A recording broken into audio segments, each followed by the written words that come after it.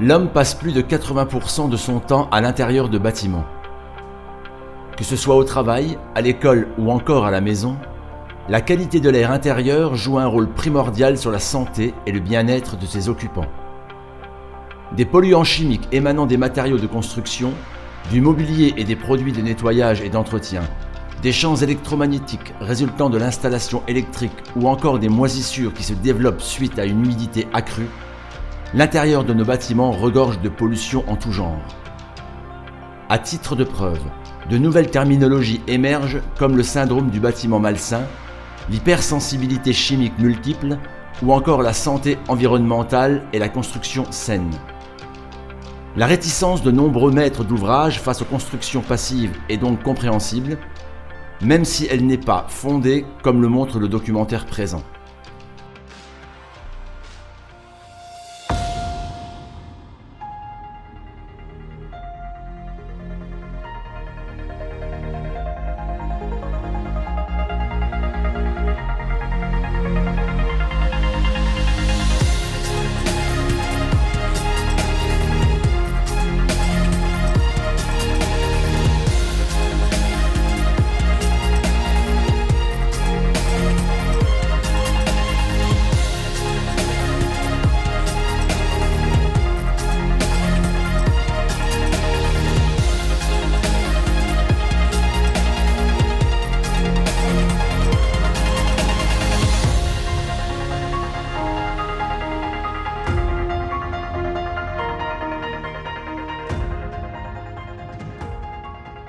Efficience énergétique au prix de la santé? Au contraire. Les maisons passives peuvent parfaitement être bénéfiques pour la santé des occupants, à condition d'en tenir compte lors de la planification et de la réalisation, notamment en ce qui concerne le choix des matériaux de construction sans polluants chimiques, l'installation électrique et en évitant des ponts thermiques favorisant le développement des moisissures. De plus, les matériaux qui respirent et donc ouverts à la diffusion permettent de réguler l'humidité ambiante et de ménager les muqueuses des occupants. Ceci est d'autant plus important que les maisons passives se caractérisent par une étanchéité à l'air et donc un échange d'air contrôlé et parfois réduit. Le projet présenté dans ce film montre qu'efficience énergétique et construction saine ne s'excluent pas mutuellement, mais peuvent parfaitement être combinés sans pour autant renoncer au confort et à l'esthétique.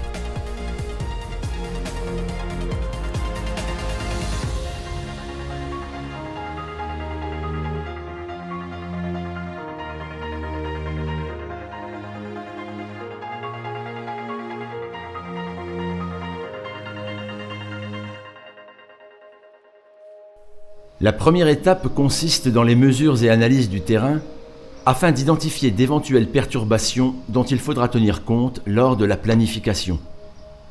Ces mesures se font exclusivement au moyen d'appareils techniques scientifiquement approuvés par un expert en la matière.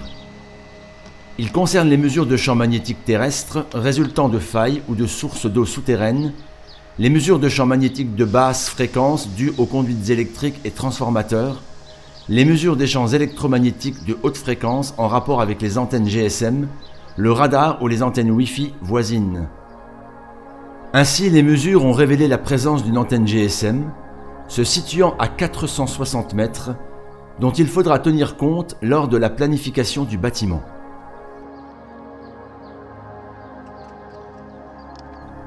Afin de doser la concentration du radon, un gaz radioactif dans la terre, on enlève l'herbe et on place un dosimètre sur le sol nu pendant 2 à 3 semaines en le protégeant contre la pluie.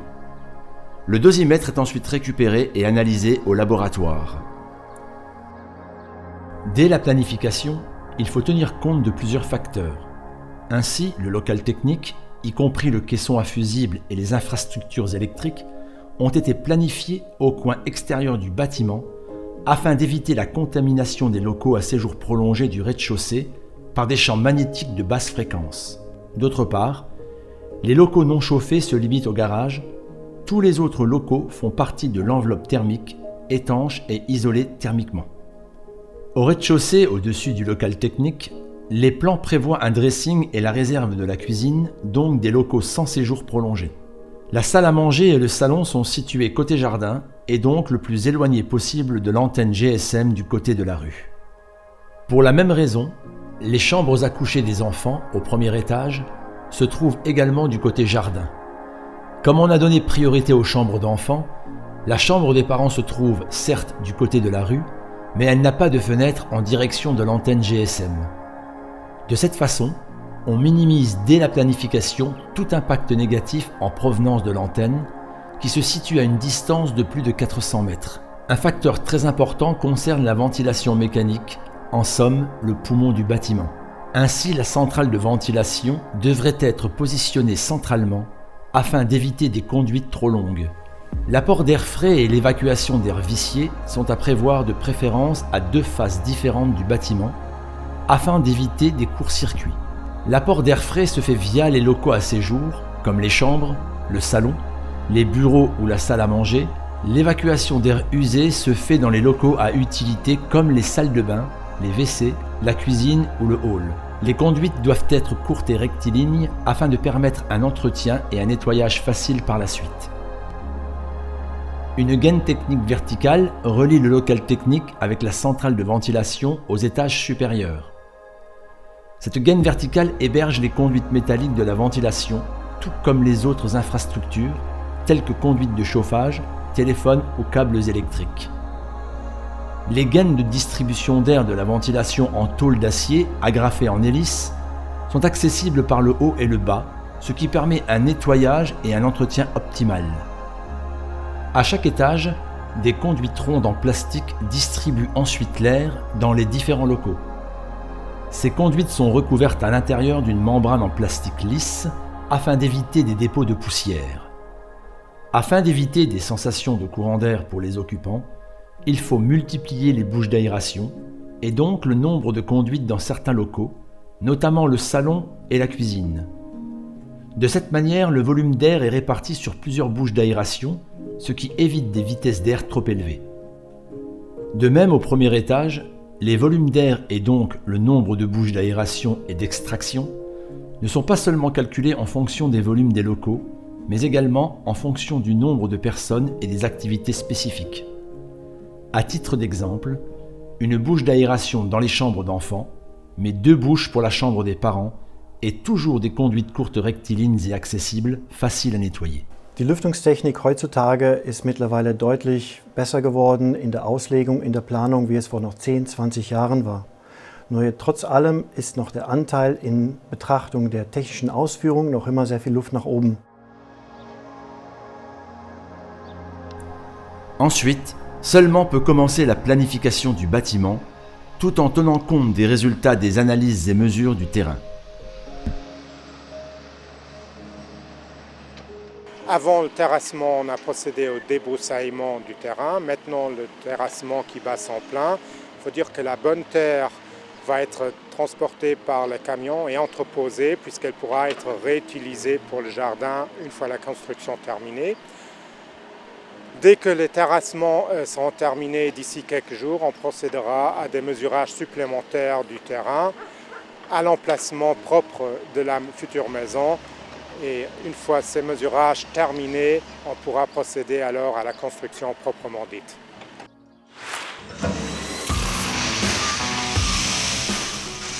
Une fois les excavations achevées, on pose une couche drainante en verre cellulaire qui isole également contre le froid. Il s'agit en fait d'un produit à base de verre recyclé, fondu et transformé en mousse dure. Le verre cellulaire est inerte à l'humidité, de sorte qu'il permet d'éviter toute remontée d'humidité ascensionnelle. De plus, il est purement minéral et évite tout développement de moisissures ou de colonisation par des rongeurs ou insectes. Les conduites d'eau usées sont posées dans cette couche drainante. Des joints en caoutchouc assurent une parfaite étanchéité à l'air, évitant toute remontée de radon et d'air froid. Comme on construit ici dans une zone à risque en ce qui concerne le radon, à titre préventif, on prend une mesure qui est le puisard, qui sert à éliminer le radon. C'est en fait un seau renversé avec un volume creux. qui est relié par un tube, par après un ventilateur qui va sucer l'air et avec l'air le radon et donc l'écarter de la maison. En plus, ça crée une sous-pression, donc l'air n'est pas aspiré vers la maison, mais de la maison vers la couche drainante et comme ça on arrive à éliminer le radon. Le puisard est posé sous la dalle, en position centrale et relié par un tuyau en plastique vers la limite latérale du bâtiment. Si après achèvement de la construction, les analyses de contrôle révélaient des concentrations accrues de radon, on pourra relier le puisard à un ventilateur et évacuer ainsi le radon en créant une sous-pression.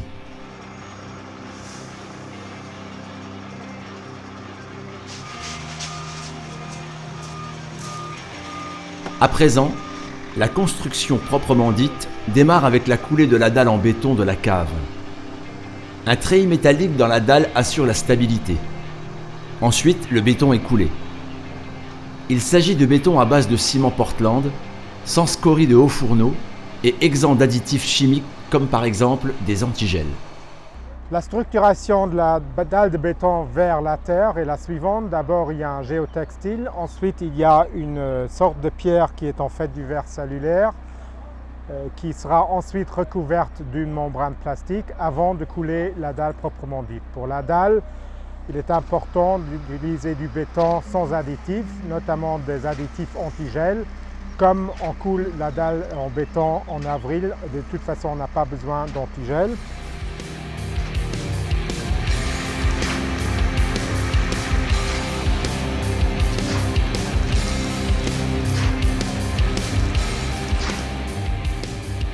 Un drainage autour du bâtiment permet de drainer les eaux de pluie ou de neige vers la canalisation et d'éviter ainsi toute infiltration de ces eaux vers le bâtiment.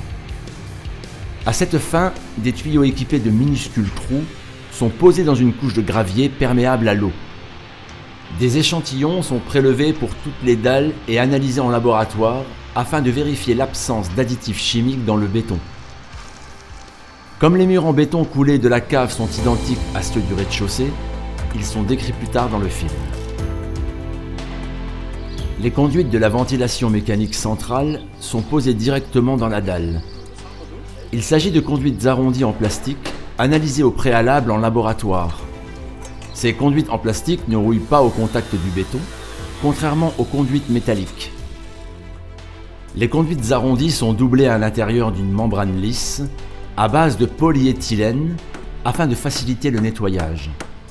Il est fortement conseillé de soumettre les plans concernant la ventilation mécanique à un expert indépendant et neutre pour avis avant de commencer l'installation. Hier wurde das Kanalnetz etwas größer ausgelegt vom Ventil her, also die Ventilauslegung war etwas größer und dadurch hat man nicht im Wohnzimmer 2 Ventile für die Zuluft gelegt, sondern 4 Ventile. Im Küchenbereich haben wir nicht ein Ventil für Abluft gesetzt, sondern 3 Abluftventile. Und das hat dazu gebracht, dass der Luftaustausch gleichmäßiger ist. Und wenn Sie mehr Abluftventile haben, haben Sie mehr Ventilfilter drin und somit vergrößert sich die Filterfläche und Lebensdauer der Filterwechselintervalle wird größer. Des conduites courtes et rectilignes permettront un entretien et un nettoyage facile et efficace. De plus, les pertes de pression relatives au frottement ou au changement de direction sont réduites au minimum, l'efficience du système est ainsi améliorée. Avant de couler la dalle au rez-de-chaussée, il faut isoler le plafond du garage non chauffé contre le froid. À cette fin, des plaques isolantes en laine minérale ou en fibre de bois sont posées sur le coffrage et la dalle en béton est coulée de suite.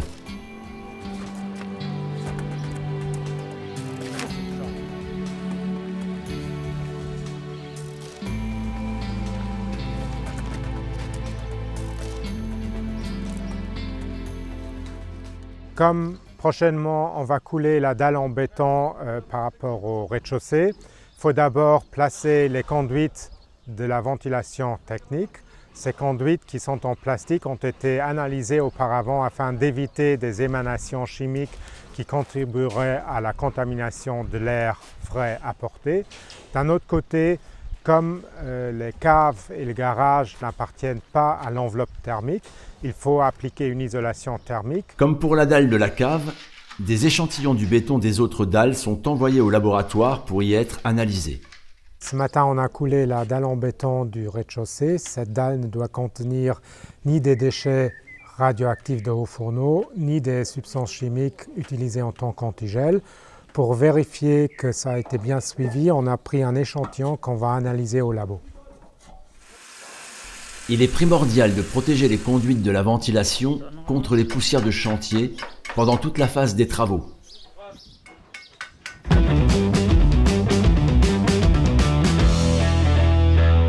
En ce qui concerne les murs, il faut faire la différence entre les murs porteurs en béton et les murs en briques argileuses ouvertes à la diffusion gazeuse qui prédomine. Les murs en béton sont coulés sur place, moyennant le même béton préanalysé comme pour les dalles. En ce qui concerne le coffrage, il faut veiller à utiliser une huile de coffrage exempte de substances chimiques nocives. Ensuite, les murs sont coulés avant d'enlever le coffrage une fois le béton séché. Les briques en argile sont posées au moyen d'une colle mortier spécifique, exempte de substances nocives et livrée en poudre. Ceci permet d'obtenir un mur uniforme, sans joints et homogène du point de vue isolation thermique, ce qui évite l'apparition de ponts thermiques. Comme le montre cette expérience, la brique en argile est capable d'absorber beaucoup plus d'eau ou d'humidité qu'une brique en ciment. Les briques en argile sont équipées d'un isolant thermique en forme de laine minérale. Comme cette dernière n'est pas en contact direct avec l'air intérieur, il n'y a pas de risque de contamination par des fibres minérales. Au rez-de-chaussée, au premier étage, dans les salles de séjour, les murs sont construits à partir de blocs en argile. Ces blocs ont, grâce à l'argile, la propriété de pouvoir réguler l'humidité et d'être ouverts à la diffusion gazeuse. D'un autre côté, l'intérieur, pour des raisons d'isolation thermique, sont remplis par une laine minérale qui, elle, n'émet pas de substances nocives, mais qui permet d'avoir un coefficient d'isolation thermique adéquat. Une membrane étanche entre la dalle et les murs en briques d'argile évite la remontée d'humidité. Ensuite, un mortier spécifique isolant égalise les inégalités de la dalle et fixe la première rangée de briques sans générer de pont thermique. Ce mortier est livré en poudre et mélangé à l'eau sur place, ce qui évite l'utilisation d'agents chimiques conservateurs nocifs.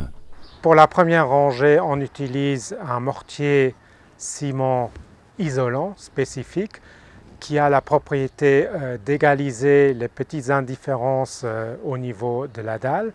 Entre les différentes rangées de briques en argile, on utilise un autre mortier qui est en fait plutôt une colle, qui est très mince, ce qui nous évite d'avoir une hétérogénéité au niveau des murs entre le mortier et la brique en tant que telle. On obtient donc un mur très homogène en surface, ce qui nous évite des ponts thermiques.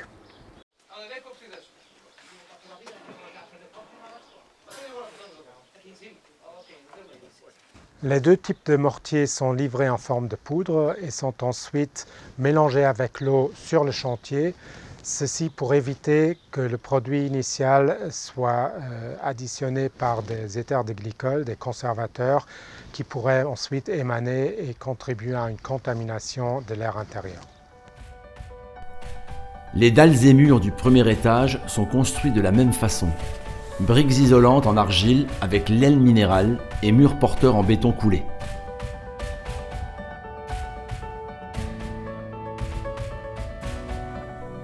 La dalle en béton non isolée sera couverte d'une isolation thermique plus importante que les murs en briques argileuses isolantes, soit par une isolation plus épaisse, soit par un isolant plus performant si l'épaisseur ne varie pas.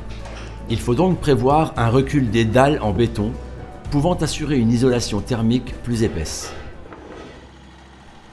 Le bâtiment sera chauffé à la géothermie.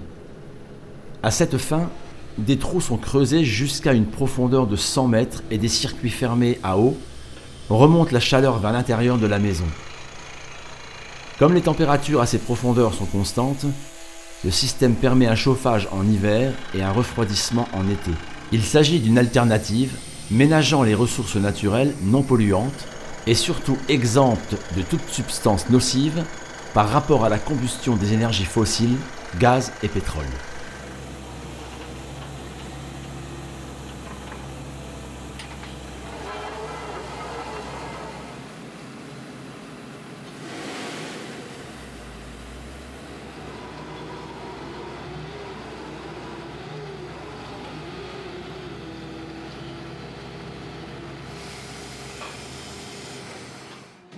Retour au bâtiment. Les murs extérieurs de la cave doivent impérativement être protégés contre toute infiltration d'humidité au contact avec la terre qui engendrerait sans faille une croissance de moisissure et qui ne pourrait que difficilement être assainie. Les murs sont d'abord peints avec une peinture spécifique étanche. Comme les murs en béton empêchent toute diffusion, la question de substances nocives dans le produit ne se pose pas, car on est à l'extérieur du bâtiment. Il faut néanmoins veiller à colmater les trous d'ancrage des murs avec du ciment afin d'assurer l'étanchéité de l'enveloppe thermique à l'air.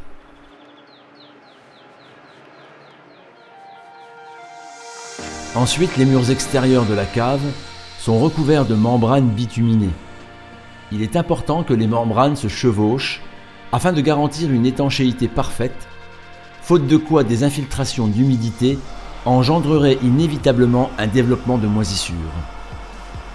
Les membranes bitumineuses sont chauffées au chalumeau pour liquéfier la couche inférieure avant de presser le bitume contre les murs.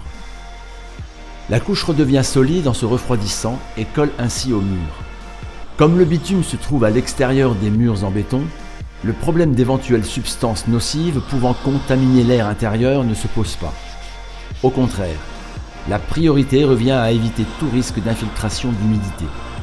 D'autre part, il faut s'assurer que la membrane bitumineuse dépasse le niveau fini de l'ordre de 20 cm afin d'éviter que l'eau de pluie ou de neige ne soit aspirée derrière le bitume.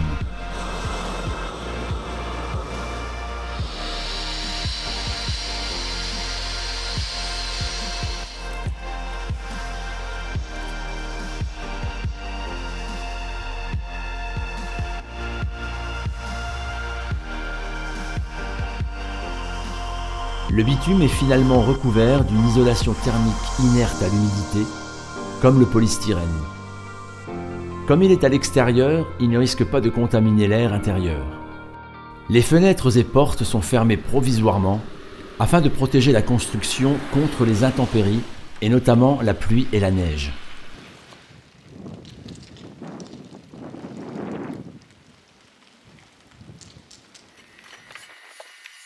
Prochaine étape. Isoler et étanchéifier le toit contre le froid, la pluie et la neige.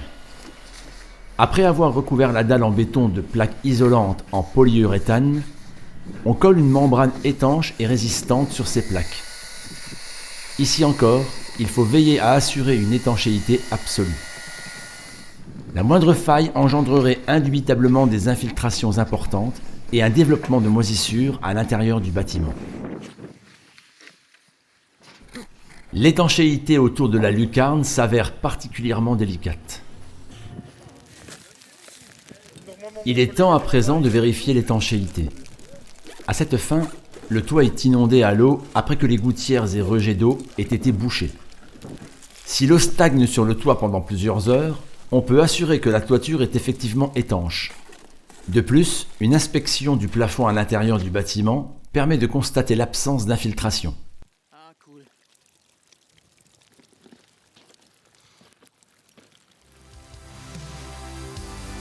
L'isolation thermique et l'étanchéité sont bien évidemment importantes pour toutes les extensions à l'image des balcons, des terrasses en toiture ou de tout autre saillie. Comme il s'agit généralement de l'extérieur du bâtiment, le choix des matériaux est moins important d'un aspect santé et qualité de l'air intérieur. On peut donc parfaitement utiliser des plaques en polyuréthane et des membranes bitumineuses. Il est important de dépasser le niveau fini afin d'éviter des ponts thermiques ou l'aspiration d'humidité derrière le bitume. D'autre part, le bitume permet d'éviter une perte de potentiel isolant des plaques en PU due à l'humidité.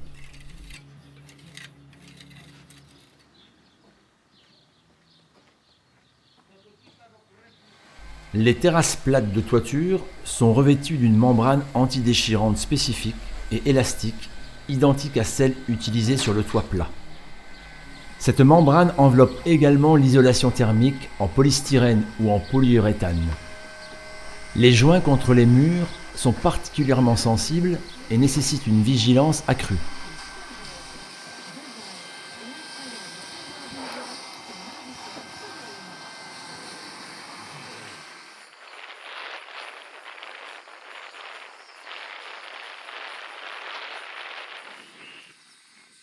Le bâtiment est à présent fermé. Le chantier continue à l'intérieur.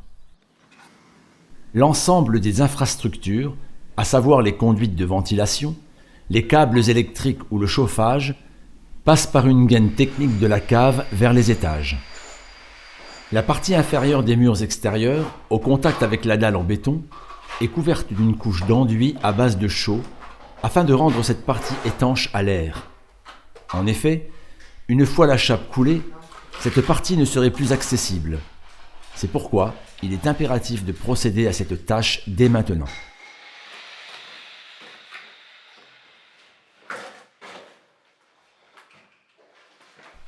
Il en est de même pour la gaine technique au contact des murs extérieurs. À chaque étage, la gaine technique est équipée d'une couche isolante en laine minérale pour isoler non seulement thermiquement, mais également contre le bruit. Ensuite, la gaine technique peut être fermée définitivement. Comme dans un chantier, il y a normalement beaucoup de poussière lorsque les gens travaillent, comme on voit ici. Il est très important de fermer, de sceller toutes les conduites d'air de la ventilation mécanique afin d'éviter que toutes ces poussières retombent à l'intérieur du système de ventilation, ce qui contribuerait par la suite à un salissement de l'air frais. Et en plus, c'est relativement difficile à accéder pour faire un entretien et nettoyer les gaines en cas de salissement. C'est à présent au tour des fenêtres et porte-fenêtres.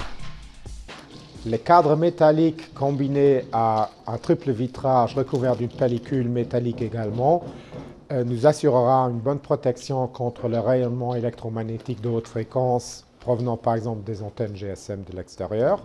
La fixation du cadre de la fenêtre par rapport au mur sera faite mécaniquement avec des bandelettes métalliques avec des vis. Comme ça, on renonce à l'utilisation de mousse polyuréthane qui émet des substances nocives. Ceci signifie qu'il faut bien prendre les mesures pour que la fenêtre rentre le plus exactement possible dans l'ouverture, sans laisser d'interstices trop importants. Autrefois, les fenêtres étaient fixées mécaniquement sans utilisation de mousse à base de polyuréthane qui ont fait leur apparition bien plus tard seulement. En effet, ces mousses renferment des isocyanates qui irritent les muqueuses et en plus des retardateurs de flammes organophosphorées qui sont neurotoxiques et attaquent le système nerveux. Pour cette raison, le polyuréthane en général et les mousses en particulier sont à proscrire à l'intérieur des bâtiments.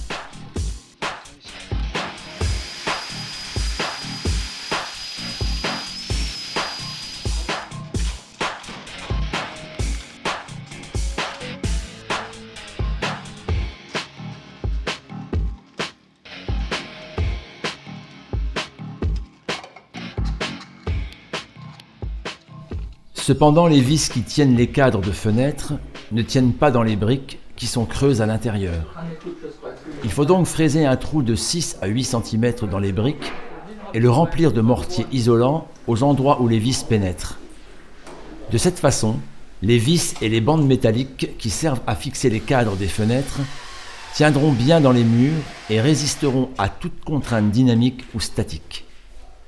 Les interstices entre les murs et les cadres sont ensuite remplis à la laine minérale. D'une part, celle-ci n'émet pas de polluants une fois posée, et d'autre part, elle résiste à la colonisation par des moisissures. La laine minérale est donc un excellent isolant thermique.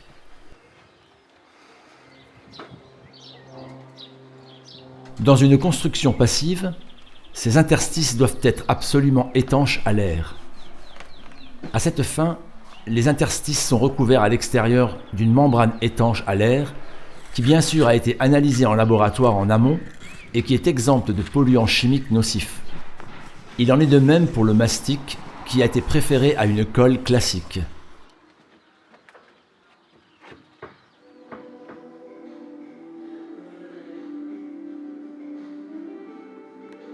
Le même procédé est appliqué côté intérieur. Il faut cependant veiller à ce que la membrane à l'extérieur ne soit pas plus résistante que celle de l'intérieur, faute de quoi l'humidité de condensation sera piégée au niveau des interstices et de l'isolant, et ne pourra être évacué vers l'extérieur. Dans ce cas, les deux membranes intérieures et extérieures sont sensiblement identiques.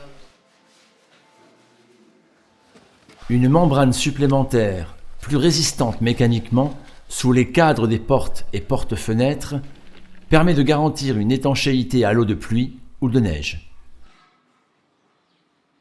Pour l'électro-installation, on a une installation un peu plus complexe, dans le sens où on utilise en partie une domotique.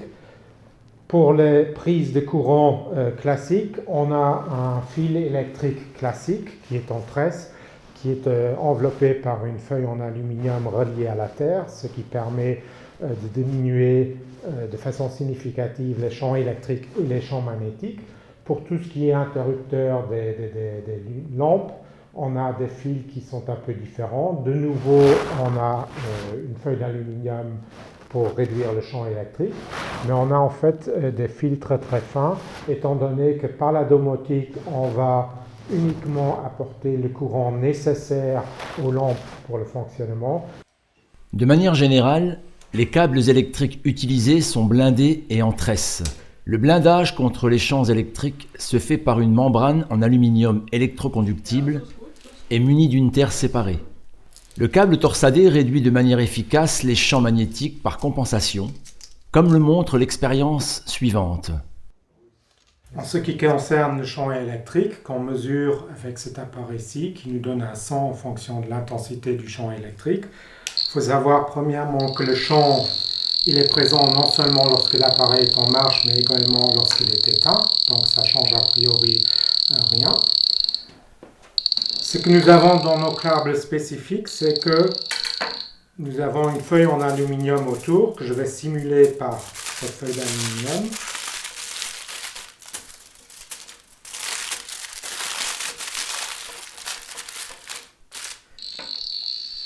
Et qui en plus est relié à la terre de façon séparée, ce qui se remarque au niveau de l'intensité du son, donc du champ électrique.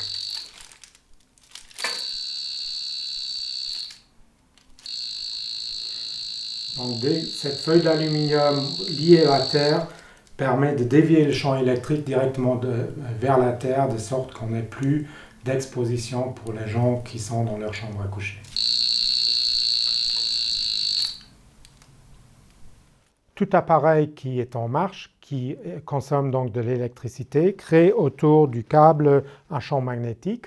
Ce champ magnétique que nous mesurons par cet appareil, nous voyons donc le bas-fond qui est de 0,1 microtesla à peine, aussi longtemps que l'appareil est éteint. Une fois qu'on le met en marche, on voit l'augmentation du champ magnétique le long du câble qui augmente jusqu'à plus de 3 microtesla. Le champ magnétique le long du câble dépend en fait de la proximité entre la phase et le retour de phase. Plus ceux-ci sont éloignés, plus le champ magnétique va être élevé.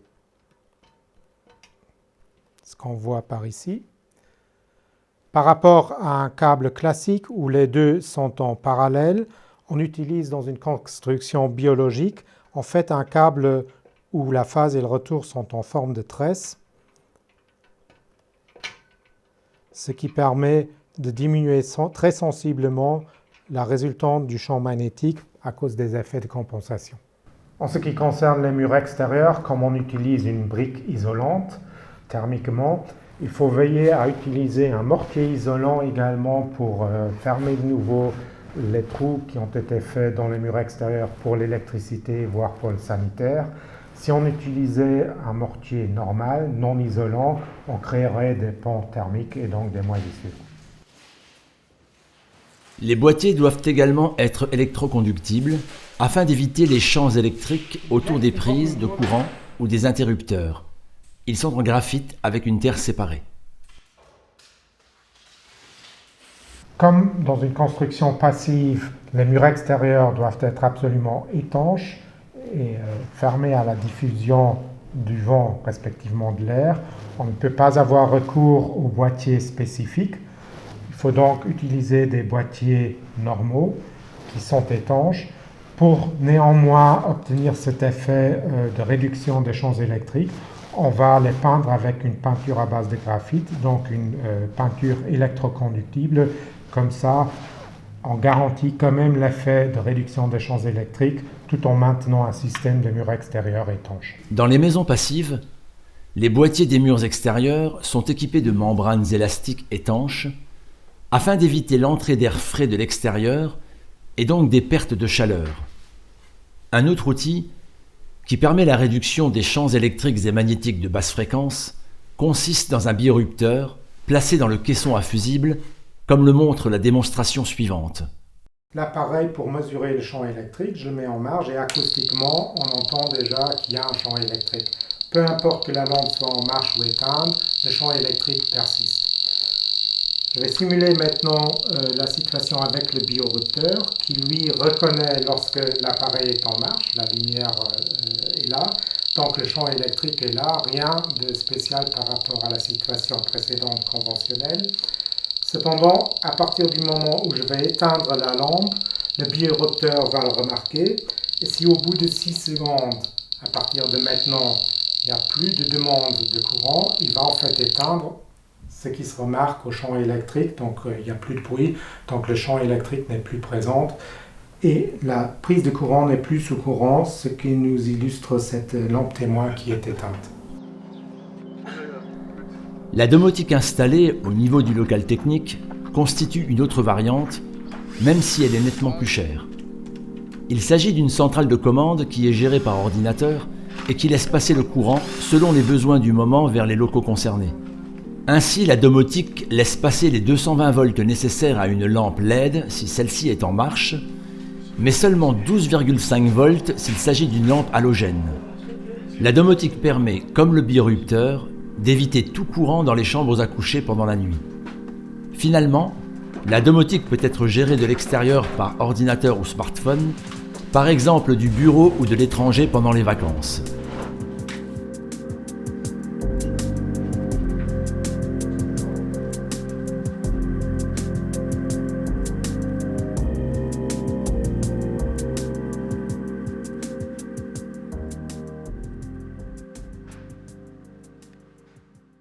Les dalles en béton du plafond vont être revêtues d'un plâtre à la chaux, c'est-à-dire un plâtre qui contient jusqu'à 5% de chaux. Pour qu'il accroche bien, il faut d'abord utiliser un accrocheur proprement dit. Cet accrocheur doit être exempt de substances nocives. Une fois l'accrocheur appliqué, on peut ensuite appliquer l'enduit plâtre à la chaux. Le plâtre à la chaux est un meilleur tampon d'humidité que le plâtre habituel.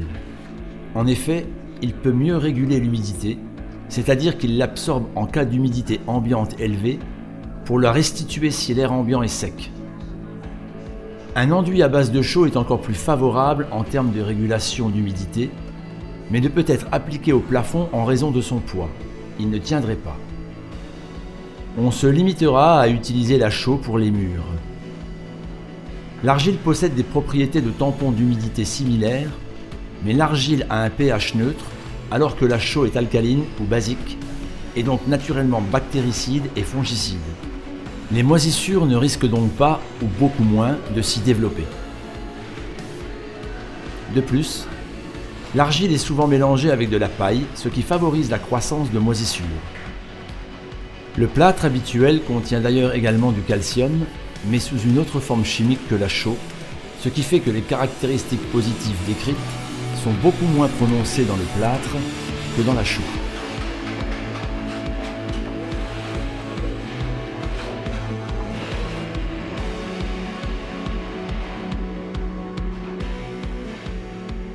L'enduit des murs est un enduit à la chaux, livré en poudre et mélangé à l'eau sur place, ce qui évite la présence de conservateurs qui sont des polluants potentiels de l'air intérieur. Alors qu'un plâtre à la chaux ne renferme que 5% de chaux, l'enduit à la chaux renferme jusqu'à 20%, ce qui lui confère de meilleures propriétés de régulation d'humidité. Tandis que les murs en béton nécessitent un primaire d'adhérence, bien sûr exempt de substances nocives, les murs en briques doivent simplement être humidifiés avant l'application de l'enduit à base de chaux, afin d'éviter que ce dernier ne sèche trop rapidement. Les 5 premiers primaires analysés contenaient par ailleurs tous du formaldéhyde cancérigène, ce qui prouve l'importance d'analyser les produits ou matériaux avant l'utilisation. Comme on renonce au papier peint et que l'enduit reste apparent, il est ensuite égalisé. Le pourtour des fenêtres et des portes nécessite un travail rigoureux et soigné. D'une part, les arêtes sont protégées par des éléments en aluminium plutôt qu'en plastique. Ceux-ci ne sont pas collés, mais fixés à l'aide de la chaux.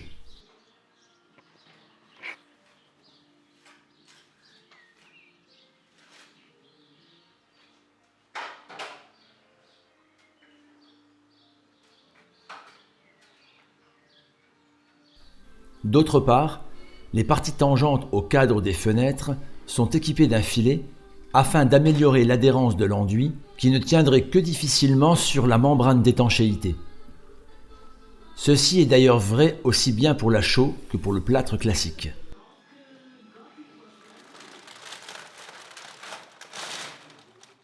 Comme l'enduit intérieur, aussi bien que plus tard la chape, contiennent de grandes quantités d'eau, il est très important d'aérer la maison dès la phase chantier.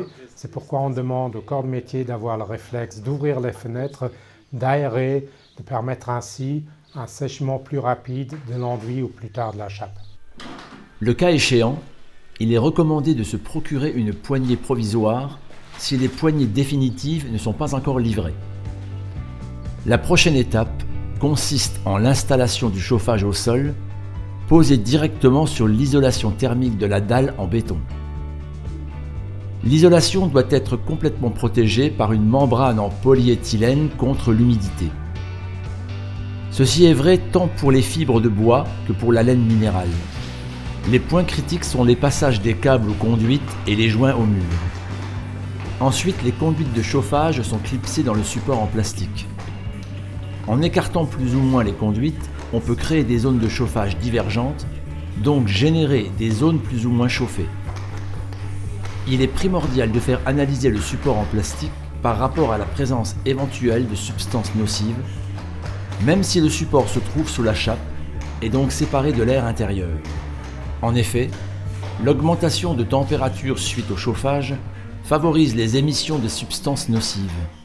Au contraire de la cave où on a appliqué les tuyaux du chauffage au sol directement sur un plastique qui contient du polystyrène, on préfère dans les salles de séjour ne pas utiliser un matériau à base de polystyrène. C'est pourquoi on applique ici une autre technique. Sur l'isolation acoustique à base de laine minérale, on applique un cadre métallique sur lequel on fixe directement les tuyaux du chauffage au sol.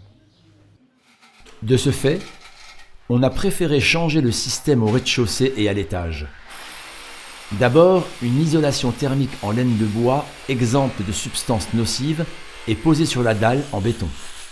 Celle-ci est protégée contre l'humidité par une feuille en polyéthylène contrôlée en amont. Un treillis métallique remplace le support en plastique contaminé. Il est fixé par un simple fil métallique de sorte à constituer ainsi un support métallique couvrant l'entière surface.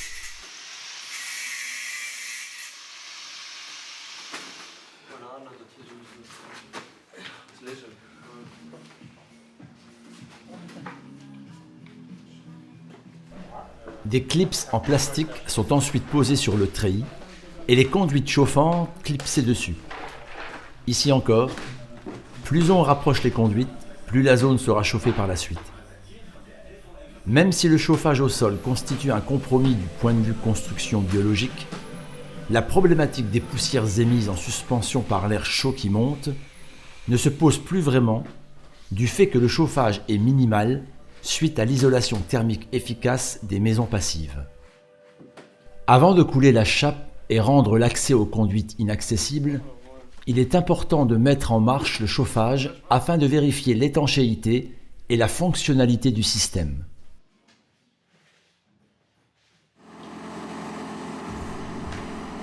La prochaine étape, les chapes. Le ciment pour les chapes est un ciment Portland en forme de poudre et sans substances nocives, notamment sans conservateur. La caractérisation CEM 1 décrit la qualité du ciment, en l'occurrence le fait que le ciment ne contient pas de déchets de hauts fourneaux, contrairement aux variantes CEM 2, 3 ou 4. Le ciment en poudre est mélangé à l'eau juste avant son utilisation et pompé vers les locaux concernés, où il est ensuite réparti sur l'ensemble de la surface. Comme les chappes liquides contiennent en général des conservateurs, il vaut mieux les éviter. Lorsque la chape est coulée, il faut veiller à éviter des poches d'air autour des conduites du chauffage. En effet, comme l'air est un bon isolant thermique, de telles poches d'air engendreraient des pertes d'efficience du chauffage au sol. En mélangeant un peu plus d'eau au ciment, la chape devient plus liquide et on diminue le risque de formation de poches d'air. L'inconvénient est que le temps de séchage de la chape augmente.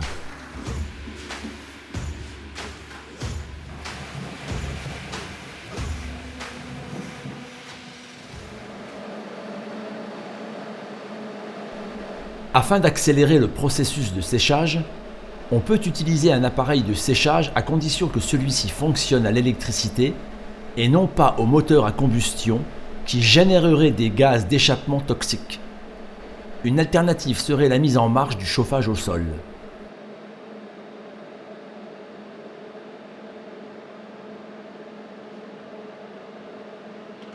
Tandis que la chape sèche continuellement, les caissons à voler sont fixés à l'extérieur. Ceux-ci sont vissés au mur extérieur, de sorte que la fixation puisse être couverte par la suite d'un isolant thermique, histoire d'éviter des ponts thermiques. C'est à présent au tour de l'isolation thermique extérieure. Cette isolation permet de compenser les différences entre les briques isolantes en argile et le béton thermoconductible, soit par le choix d'un isolant plus performant, soit par une couche isolante supplémentaire derrière la laine minérale dans le cas du béton. L'isolation thermique principale des murs extérieurs se fait par des plaques en laine minérale fixées mécaniquement par des éléments en plastique non thermoconductibles afin d'éviter des ponts thermiques. Les plaques adhèrent mieux si on les équipe d'un mortier ciment exempt de substances nocives et testé en amont.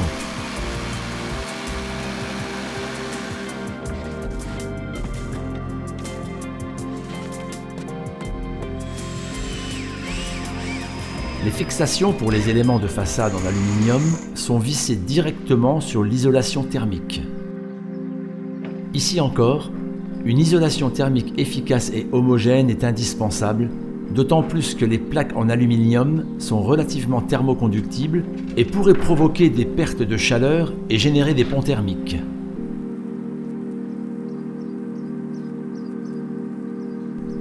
Les rails en aluminium qui porteront les plaques en alu sont posés directement dans l'isolation thermique. À cette fin, il faut couper dans la laine minérale.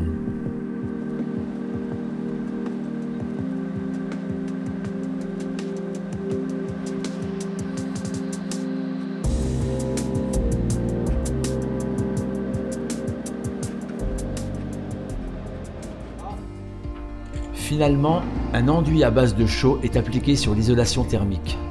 Un filet en laine de verre évite des fissures dans l'enduit extérieur.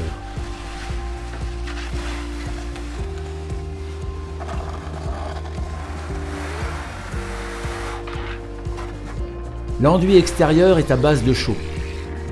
Cette chaux est livrée en poudre et mélangée à l'eau sur le chantier. La chaux permet de réguler l'humidité, est ouverte à la diffusion gazeuse et naturellement bactéricide et fongicide. De cette manière, l'enduit à la chaux est capable de stocker l'humidité pendant la pluie ou la rosée et la restituer lorsqu'il fait plus sec. Comme l'humidité pénètre à l'intérieur de l'enduit, elle n'est plus disponible à la surface, de sorte que l'enduit à la chaux est beaucoup moins sensible au développement d'algues ou de moisissures que les enduits classiques et modernes. L'enduit extérieur est réalisé en 2 étapes, une première couche plus graineuse suivie d'une couche plus fine, les deux bien évidemment en chaux ouverte à la diffusion gazeuse.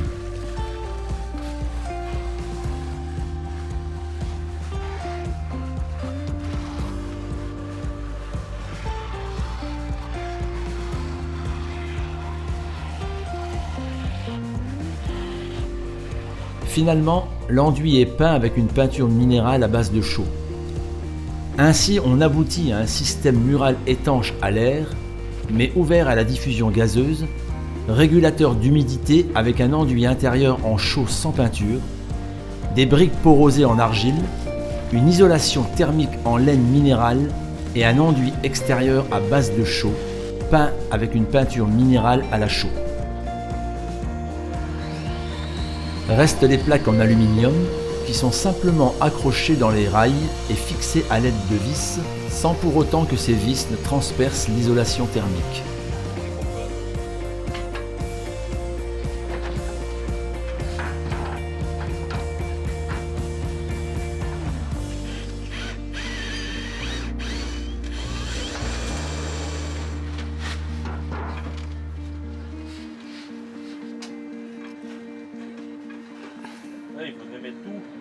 Comme le garage est en dehors de l'enveloppe thermique et donc non chauffé, les murs du garage doivent être considérés comme des murs extérieurs et isolés thermiquement non seulement du côté extérieur, mais également du côté intérieur, puisqu'ils sont en contact direct avec les murs du rez-de-chaussée.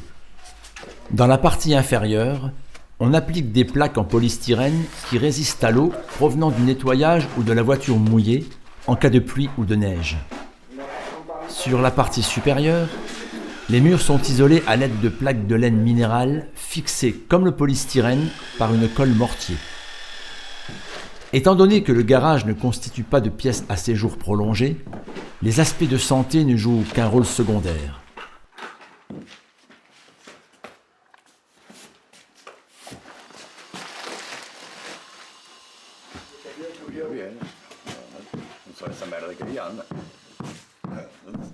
Le plafond du garage est isolé avec des plaques en laine minérale combinées à de la laine de bois et fixées mécaniquement par des goujons.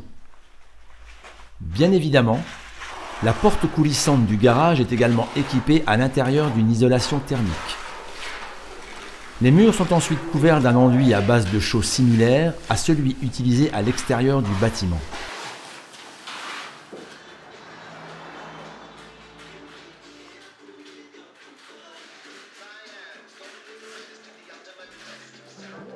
À l'intérieur du bâtiment, les cols sont évités dans la mesure du possible. Ainsi, les grandes portes du salon coulissent dans des rails fixés mécaniquement par vis. De plus, ces rails sont thermolaqués dans l'atelier et non peints sur chantier, histoire d'éviter toute émission de solvant de peinture.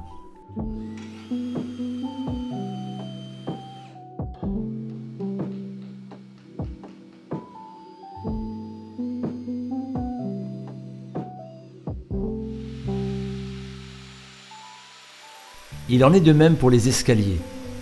Le cadre métallique, thermolaqué dans l'atelier, est fixé à l'aide de vis. Il s'agit en fait d'une laque à base de solvants classiques qui sont complètement évaporés avant que le matériau ne soit livré sur le chantier, au contraire de laques à base de polyuréthane où les émissions peuvent parfaitement persévérer au-delà du montage de l'escalier.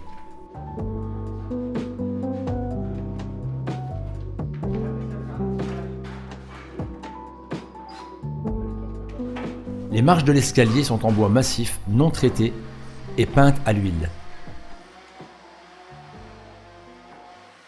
Revenons à l'enduit intérieur. Après une première couche d'enduit à la chaux brute, on applique dès à présent une couche de finition plus fine, toujours à base de chaux en poudre, mais mélangée avec des pigments minéraux de couleur, ce qui évite de devoir peindre les murs par la suite. Ainsi, on conserve les propriétés de la chaux et de la brique en argile, à savoir la régulation de l'humidité et la diffusion gazeuse. De plus, les surfaces restent antistatiques, c'est-à-dire qu'elles ne se chargent pas électrostatiquement, ce qui optimise l'ionisation de l'air et donc un bon climat intérieur. De plus, on économise les coûts relatifs au peintre. Ensuite, il faut évacuer l'humidité et donc aérer à fond. En effet, l'enduit est constitué de 40% d'eau, ce qui correspond à environ 360 litres d'eau pour une chambre de 4 x 5 mètres de dimension et une épaisseur de l'enduit de 2 cm. S'ajoutent encore les 240 litres de la chape, soit environ 600 litres d'eau qu'il faut évacuer le plus vite possible en aérant. Le toit reçoit une photovoltaïque généreuse. Celle-ci n'est pas orientée vers le sud comme d'habitude, mais plutôt en direction est-ouest. Même si ceci réduit l'efficience énergétique, le gain en énergie est plus équitablement réparti sur toute la journée, avec des apports au lever du soleil à l'est jusqu'au coucher de soleil à l'ouest. L'électricité est donc créée au moment où on en a besoin. Comme la photovoltaïque ne produit pas d'électricité pendant la nuit faute de soleil, elle ne génère pas de champ électromagnétique susceptible de perturber le sommeil des occupants. La menuiserie intérieure des salles de bain est faite à partir de béton cellulaire. Celui-ci est analysé au préalable sur d'éventuelles émanations radioactives. En effet, certains bétons cellulaires présentent une radioactivité accrue. De même, le mortier a été analysé en laboratoire avant d'être utilisé.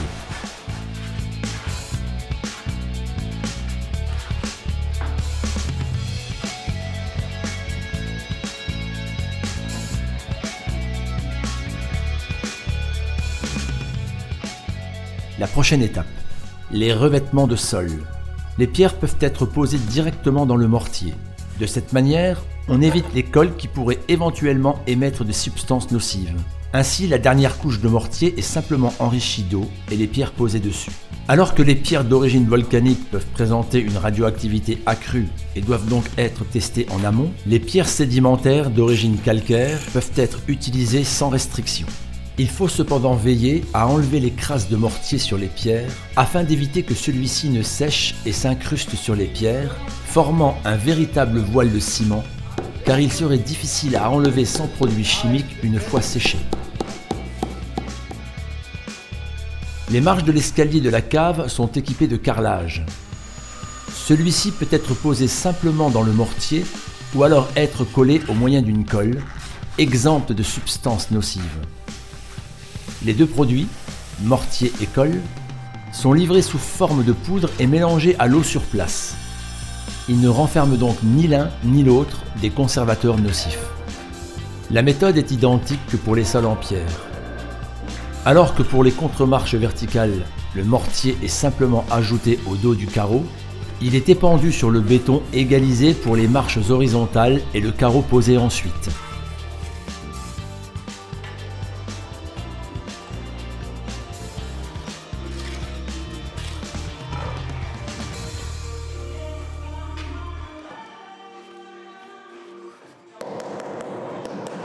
Comme il n'est guère recommandé de poser le carrelage au mortier au rez-de-chaussée en raison du chauffage au sol, celui-ci a été fixé à l'aide d'une colle biologique, exempte de substances nocives et analysée en amont. Les carreaux sont complètement fermés à toute diffusion gazeuse, cependant le chauffage au sol accentue les émissions éventuelles et pourrait ainsi contribuer à une augmentation des taux d'émission de substances nocives. Sous cet aspect, le choix d'une colle sans polluant apparaît pleinement justifié.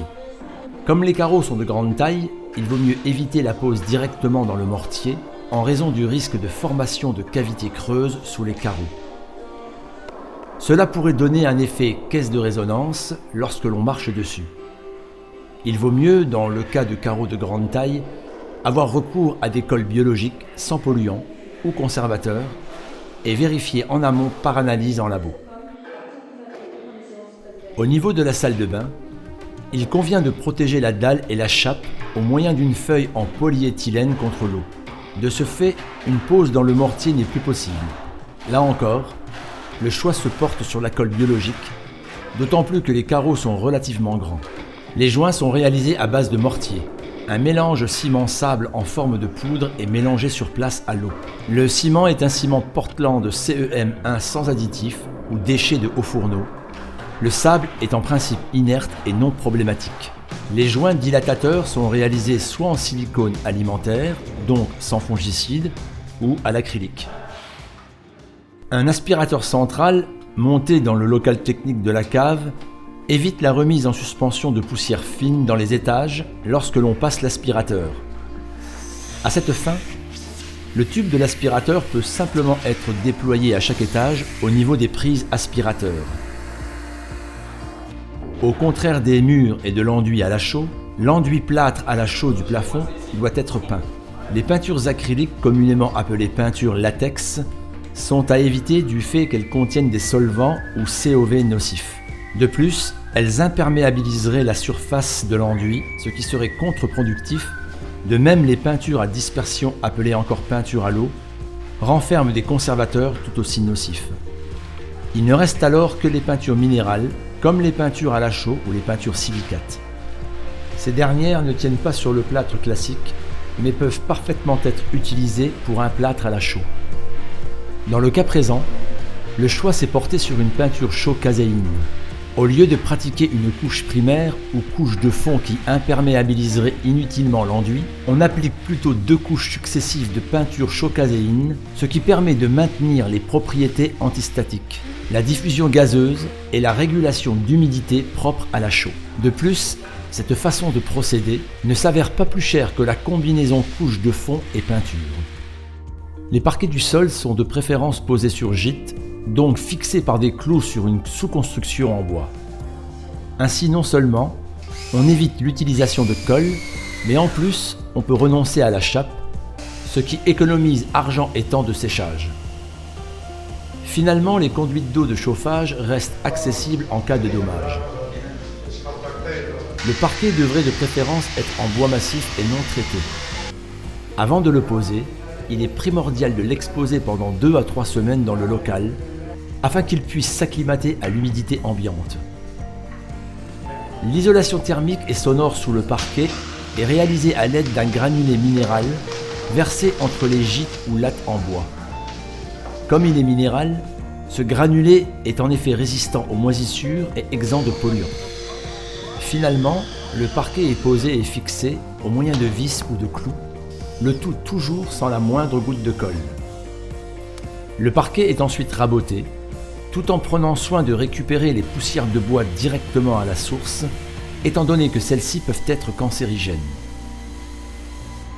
La surface du parquet est traitée, soit à l'huile naturelle, soit à la cire d'abeille. De cette façon, le bois reste ouvert à la diffusion. En effet, nombre de vitrifications contiennent des polluants, notamment les polyuréthanes. Finalement, le parquet est poli afin d'enlever le surplus d'huile ou de cire.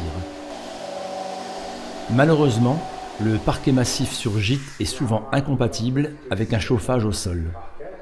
D'une part, le bois travaillerait trop, donc s'élargirait en fonction des variations de température, et d'autre part, les clous de fixation risqueraient d'endommager les conduites chauffantes. Il faut donc utiliser un parquet contre-collé qui ne réagit pas aux variations de température. Néanmoins, il faut vérifier en amont l'absence de polluants ou substances nocives pouvant émaner du parquet.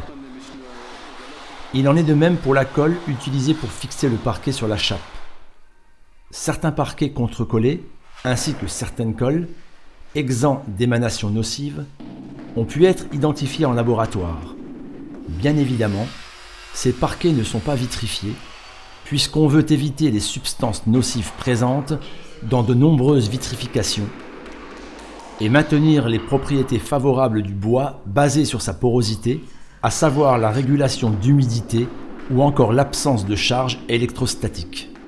En raison du chauffage au sol, il n'est pas possible de poser un parquet massif en pose flottante.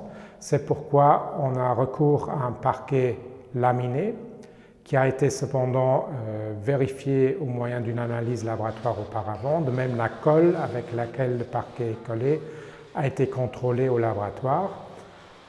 Le parquet est ensuite huilé avec une huile qui de nouveau a été contrôlée auparavant. Comme ça, on garde une surface qui peut absorber l'humidité et donc qui peut réguler, tamponner. En ce qui concerne le joint entre le parquet et le mur, on avait initialement prévu du liège. Le problème, c'est qu'à l'analyse laboratoire, ce liège s'est révélé être contaminé par des substances nocives.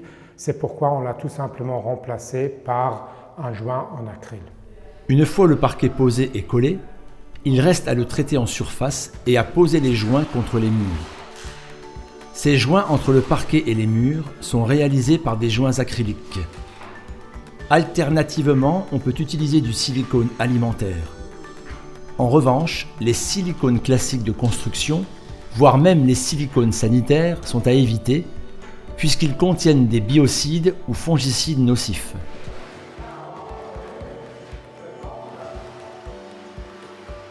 Avant de traiter le parquet à la cire d'abeille ou à l'huile naturelle, il faut rigoureusement enlever toute poussière. Ensuite, le bois est peint à l'aide d'une huile naturelle, préalablement analysée en laboratoire. L'huile est répartie équitablement sur le parquet et pénètre ensuite dans le bois. Les pores du bois restent ouverts, la diffusion gazeuse, la régulation d'humidité sont garanties et la surface ne se chargera pas électrostatiquement. Finalement, le parquet est poli et l'huile excédente est enlevée.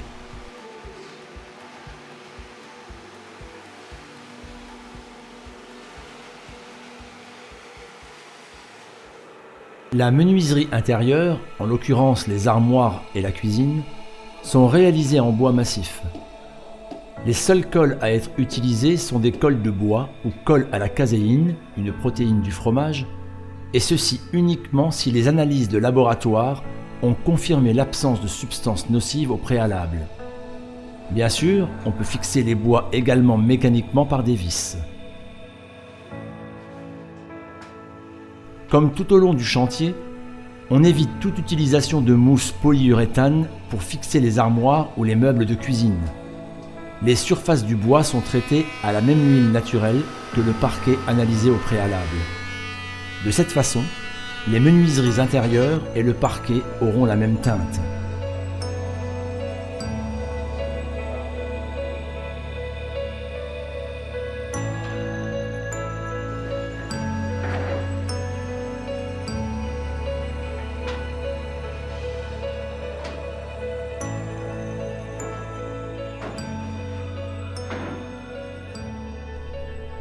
La surface de travail, une plaque en acier exempte de polluants et facile à nettoyer.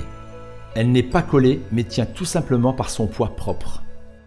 Dans la cuisine, afin d'éviter une hotte qui assurerait une continuité avec l'extérieur et qui diminuerait donc l'étanchéité du bâtiment, on a opté pour un four à plasma qui va attirer les odeurs et les brûler à haute température. Les cadres des portes intérieures sont fixés mécaniquement et les interstices entre les cadres de portes et les murs sont laissés creux et ne sont surtout pas remplis de mousse en polyuréthane.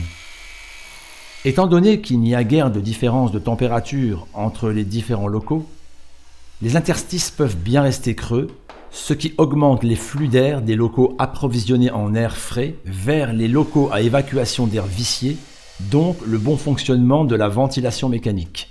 En principe, les portes intérieures peuvent être réalisées en bois aggloméré. Dans ce cas, il est primordial de peindre ce bois à l'atelier moyennant une peinture classique à solvant qui imperméabilise rigoureusement l'ensemble des surfaces des portes.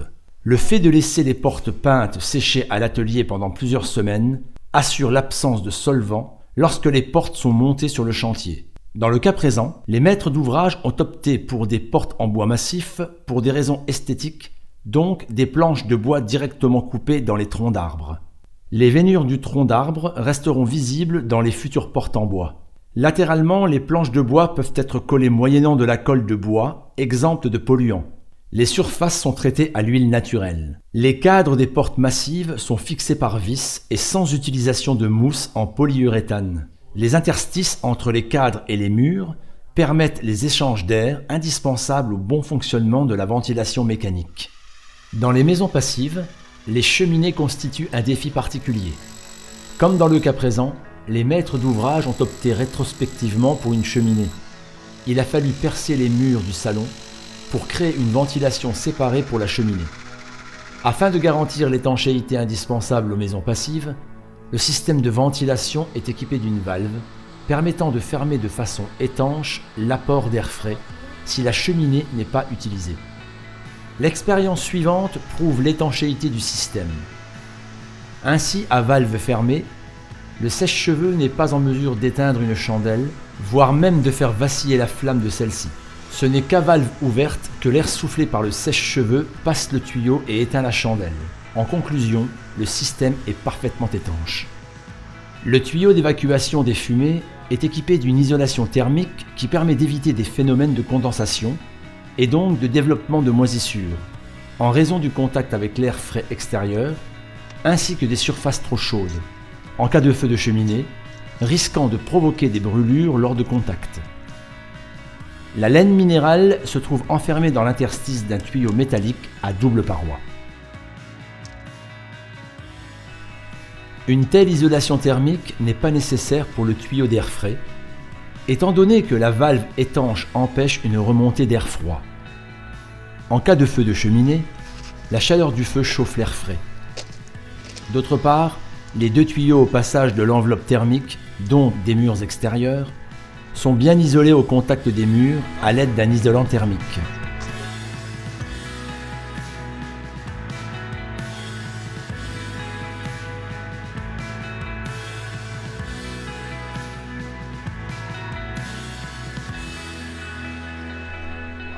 Comme la cheminée extérieure est fixée à l'aide de longues vis au mur extérieur, celle-ci transperce incontournablement l'isolation thermique.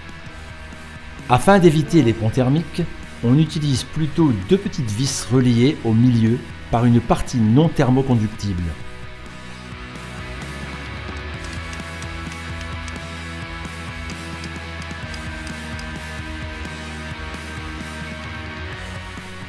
Ainsi, la cheminée peut être fixée sans réserve. Finalement, les joints sont remplis de silicone afin d'éviter toute infiltration d'eau de pluie ou de neige.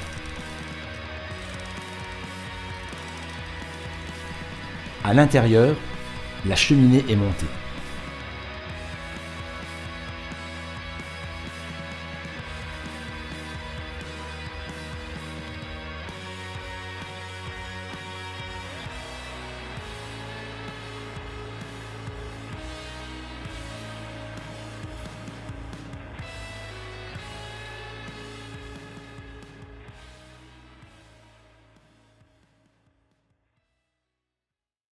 La distribution d'air frais de l'extérieur vers la centrale de ventilation se fait au moyen d'une conduite en acier qui, au contraire de nombreuses conduites en plastique, ne contient pas de phtalate ou de retardateur de flamme.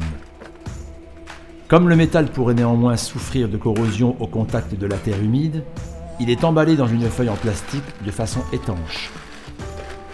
L'aspiration d'air frais doit se faire à une certaine hauteur, afin d'éviter que la bouche d'aération à l'extérieur ne soit couverte de neige en hiver. Un treillis de protection évite que des insectes, des rongeurs ou des oiseaux puissent s'incruster ou nidifier dans la conduite.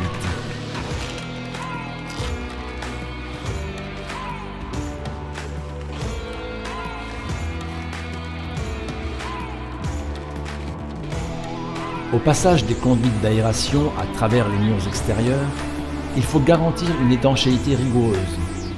De ce fait, les connexions sont réalisées au moyen de manchettes spécifiques étanches, comme toutes les connexions d'infrastructures d'ailleurs, comme l'électricité, le téléphone, la géothermie ou encore les conduites d'eau potable.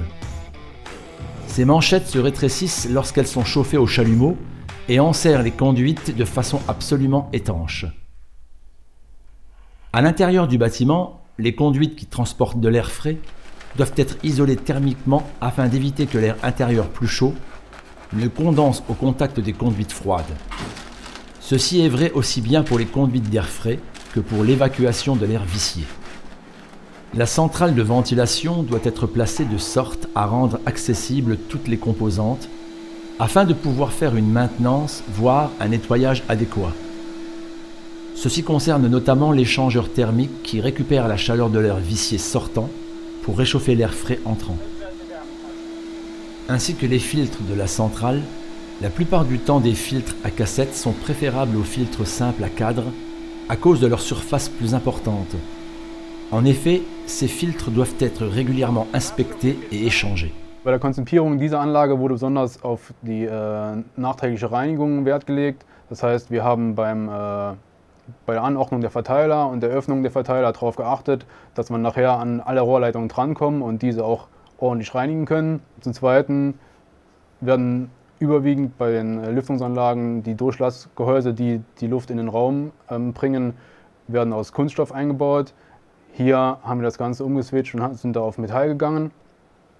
Und zum dritten haben wir an den Tellerventilen normalerweise oben einen kleinen Schaumstoffring und dieser wurde hier entfernt.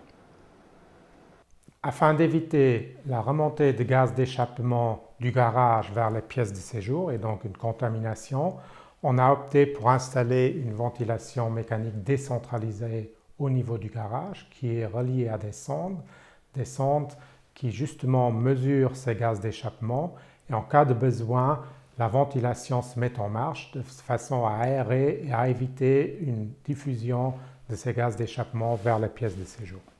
L'unité de contrôle de la ventilation mécanique et du smartphone est installée au niveau de la cuisine, un local centralisé où les occupants passent beaucoup de temps.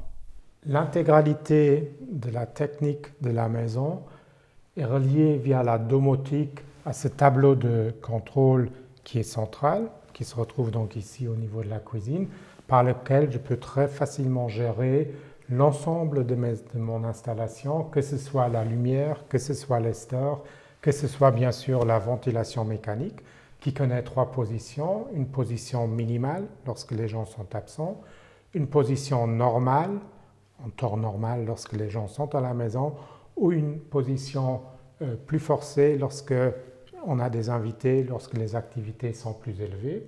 Très important également le prochain entretien, notamment changement de filtre, etc., qui est annoncé ici. Donc, je n'ai pas besoin d'aller dans la cave pour m'assurer que l'entretien est bien fait. Le tout est lié à des sondes pour la température, pour l'humidité, pour le CO2 ou autre, qui permet de surveiller dans les différentes pièces les valeurs relatives et de régler automatiquement la ventilation lorsque certaines valeurs seuil sont excédées. Afin d'éviter un empoussièrement des gaines de ventilation, dans une première phase, au niveau des évacuations d'air, on applique des filtres sous cette forme qui ont le but de retenir les poussières qui sont encore présentes dues à la construction et donc de salir inutilement les gaines de ventilation. Ces filtres en forme de poche dans les évacuations d'air sont remplacés une première fois au bout de 3 semaines. Comme les filtres en poche ne sont pas chers et peuvent facilement être remplacés, on a décidé de replacer de nouveaux filtres dans les évacuations d'air viciées. Ceci est possible puisque la planification de la ventilation a été généreuse, les capacités maximales de la VMC, loin d'être atteintes, et les pertes de pression propres aux filtres, donc négligeables.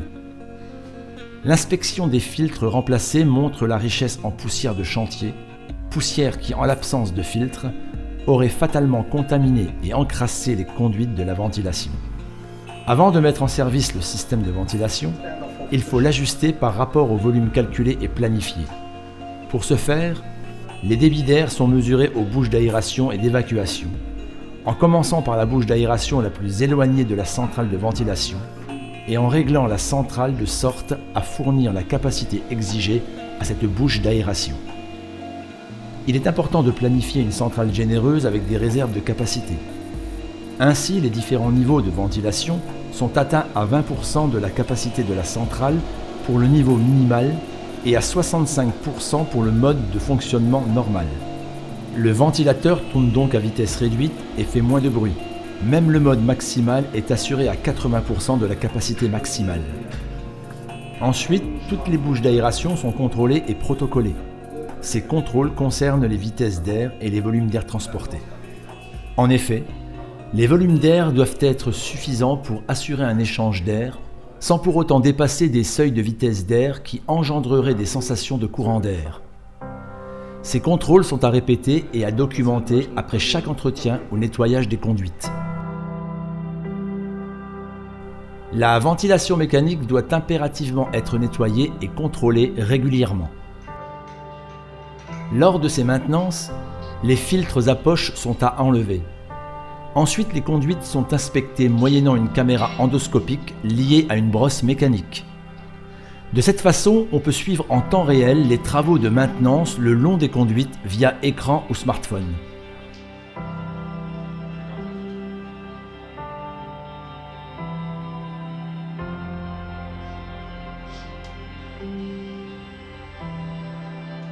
Un aspirateur professionnel est relié à la bouche d'aération permettant ainsi de récupérer les poussières mises en suspension par la brosse mécanique qui traverse progressivement les conduites d'aération.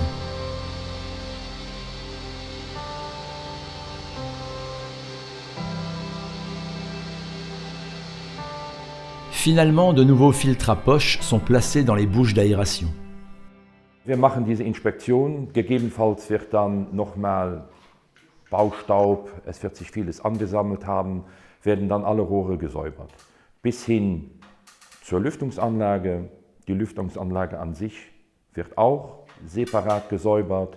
Der Austauscher wird desinfiziert mit einem lebensmittelfreundlichen Produkt. Ablauf, Abflüsse, alles wird dann auch gesäubert. L'entretien concerne également le système d'évacuation de l'eau de condensation qui est démonté, lavé et remonté ensuite. Il est primordial que toutes les composantes de la VMC soient facilement accessibles.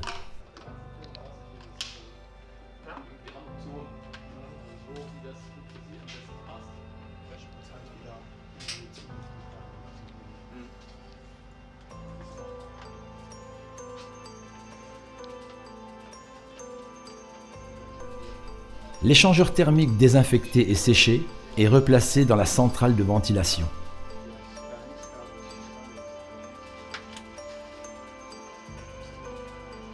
Finalement, les anciens filtres à cassette sont remplacés par des nouveaux. La comparaison des anciens filtres avec les nouveaux montre à quel point les filtres s'encrassent et donc l'efficacité des filtres en matière de rétention de poussière.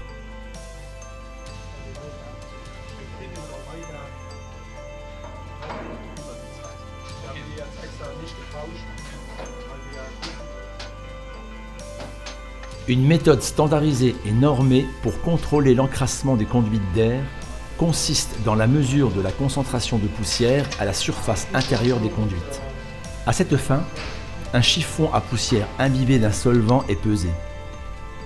Ensuite, une surface définie est nettoyée avec le chiffon qui est pesé une deuxième fois par la suite.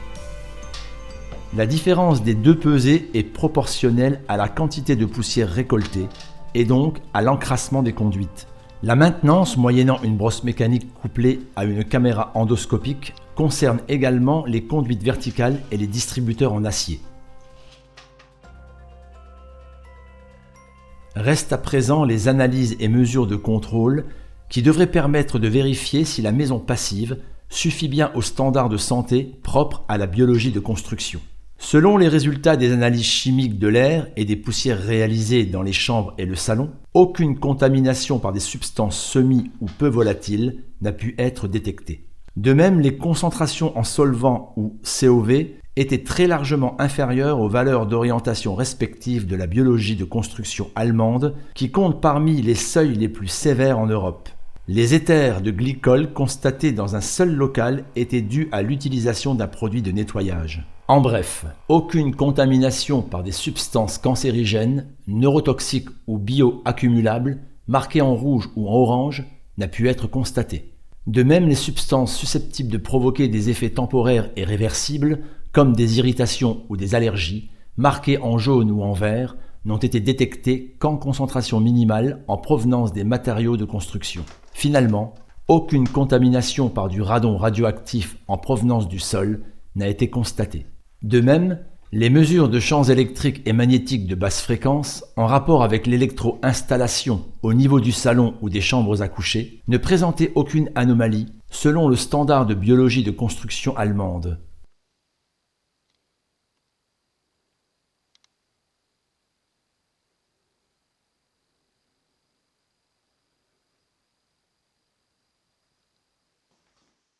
Les mesures des champs électromagnétiques de haute fréquence permettaient de confirmer l'efficacité des mesures prises contre les sources d'ondes électromagnétiques environnantes.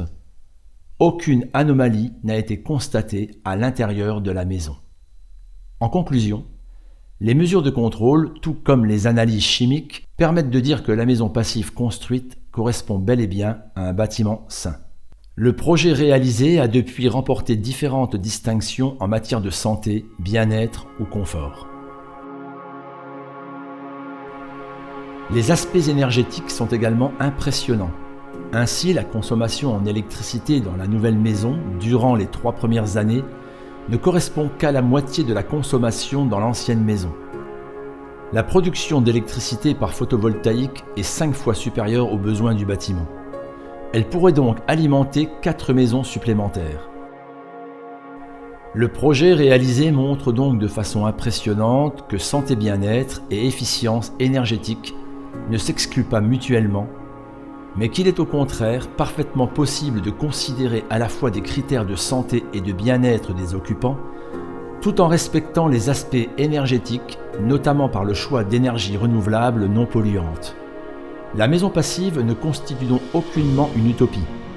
Le préjugé et la peur des maîtres d'ouvrage, considérant que les mesures d'énergie se feraient au détriment de la santé des occupants, ont pu être rejetés de façon convaincante. Confortable et convivial, avec un climat sain, esthétique, individuel,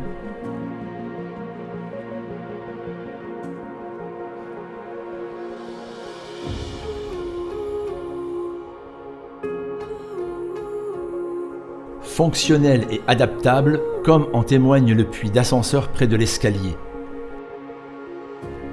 Les zones de sommeil à l'abri des champs électromagnétiques, le parquet à surface chaude et agréable. Une technologie smartphone avec notamment des lampes qui s'allument et s'éteignent automatiquement au WC.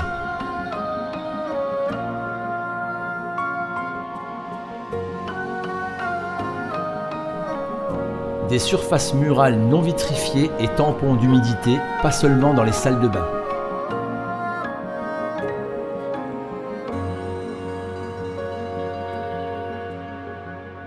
Beaucoup de bois non vitrifié, antistatique et exempt de substances nocives.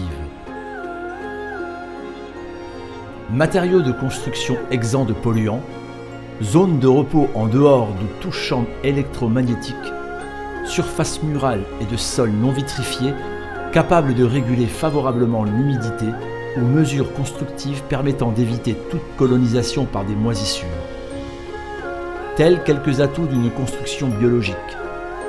Combinés à une ventilation mécanique efficace, correctement conçue, réalisée notamment au moyen de matériaux exempts de substances nocives et entretenus selon les règles de l'art.